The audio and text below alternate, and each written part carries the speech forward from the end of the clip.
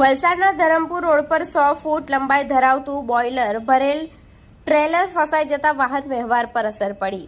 આજરોજ વલસાડ ધરમપુર રોડ પર આવેલા ખારવેલ ગામ નજીક રસ્તા પર મહાકાય ટ્રેલર 100 ફૂટ જેટલું મહાકાય ટ્રેલર ફસાઈ જતા રોડ પર ટ્રાફિક જામ સર્જાયો હતો।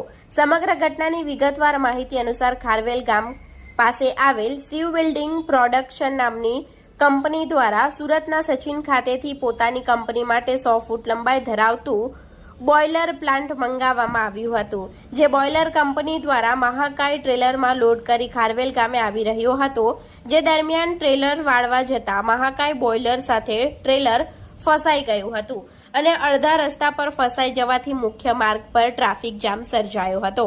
સમગ્ર બનાવને પગલે સ્થાનિકો ઘટના સ્થળે દોડી આવ્યા હતા અને ક્રેનની મદદ બોલાવી હતી।